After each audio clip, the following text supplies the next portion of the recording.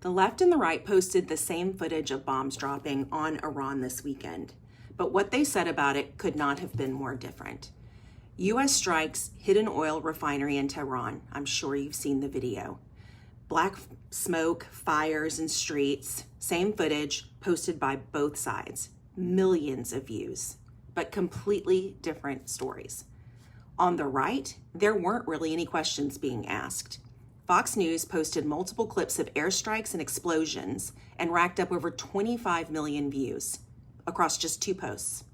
The White House, our actual White House account, posted a video that cut between baseball players hitting home runs and missile strikes in Iran, like it was a highlight reel. No context about why we're there, no mention of cost, financial or human, no discussions of what happens next. Just imagery designed to make you feel like we're dominant, like we're winning. And then there was Lindsey Graham, sitting U.S. Senator, chairman of the Senate Budget Committee on Fox News. And I have a clip.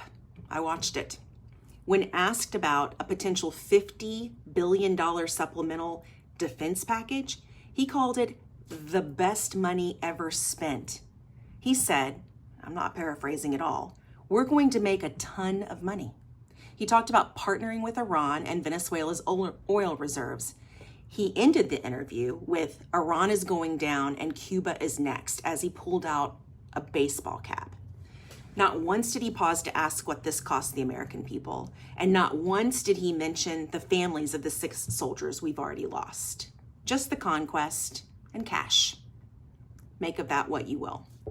Now, on the left, the same footage landed in a completely different universe because instead of celebrating, creators were immediately connecting what's happening over there to what's happening right here in your life right now. One post that went massively viral put it simply, your tax dollars are being used to raise your gas prices.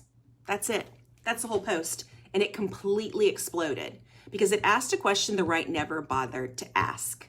What does this actually cost us? And look, I want to be very clear when I say this. When I say cost, I don't just mean financial. I don't mean money. I mean human people, our military. We have already lost 6 American service members in this conflict, 1 more, actually, now it's 7. 7 families who got the knock on the door. And on the left, that was front and center. The human cost of this war to our military, to the Iranian civilians watching their city burn, to families on both sides, all across the Middle East even. This was part of the conversation in a way that was completely absent on the right. And if I'm wrong, send it to me. And then, on top of that, the economic reality. A creator broke down the military math of this war in a way that is genuinely shocking. It stopped me in my tracks. Iran is producing their, excuse my pronunciation, their Shahed 136 drones. They literally call them the poor man's cruise missile. They make them for somewhere between $20,000 and $50,000 a piece. And they send them in massive swarms specifically designed to overwhelm our defenses. So what are we shooting them down with? Patriot missiles, which cost $4 million each. Let that sink in. They spend $20,000 to stop, and then we spend $4 million to stop them. That's not a fair fight. That's basically an ATM that they get to use whenever they want. Now, to be fair, the Pentagon recognized this problem and fast-tracked their own low-cost drone. It's called Lucas, developed by an Arizona startup, coming in at about $35,000, which is progress. But we're still in a war where the fundamental math heavily favors the other side. And nobody on the right was talking about any of this. And that's the difference. The left was watching the same explosions and asking, who's paying for this? Not just financially, who is actually paying for this with their lives? They were connecting the dots, not just feeling something, thinking something. And then there's a third lane that I really think is important to acknowledge. The neutral pages, the BBC, the Al Jazeera, they posted the same footage too, and they got the biggest numbers of anybody. BBC News posted footage of black smoke over Tehran and got 46 million views. Al Jazeera posted a massive explosion near Tehran's Azadi Tower, 43 million views. No spin, no celebration, no economic analysis, just, hey, this is what's happening. Here are the images. Draw your own conclusions. And what I find fascinating, because those posts outperformed almost everything else this weekend, that tells me something important. There are a lot of people out there who are like me, who are just trying to figure out what exactly is happening. They're not looking for a victory lap. They're not looking for cheerleaders. They're not looking for somebody to connect it to their grocery bill. They just want to see the truth with their own eyes. And I think that's actually where most Americans are right now. Somewhere in the middle of all of this, just trying to understand what's real.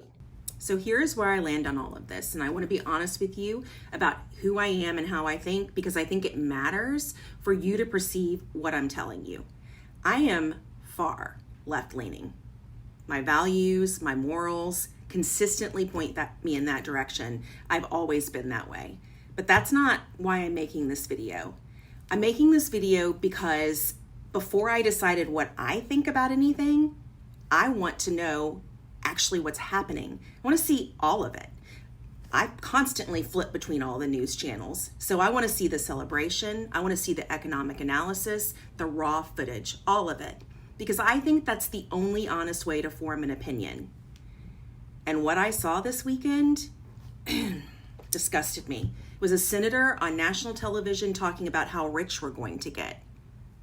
I don't know if he's talking about America, himself, or the cabinet. I don't know. While 7 American military families are now burying their kids.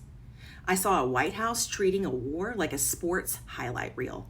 And I saw creators on the left doing what I think more of us should be doing, asking what this actually means for the people watching. I am not here to tell anybody what to think.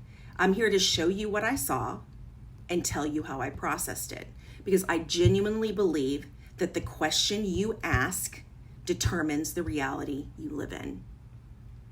And right now, a lot of people in power aren't asking any questions at all. All the data and social media stats in this video came from a daily newsletter called What's Resonating by Magnitude Media.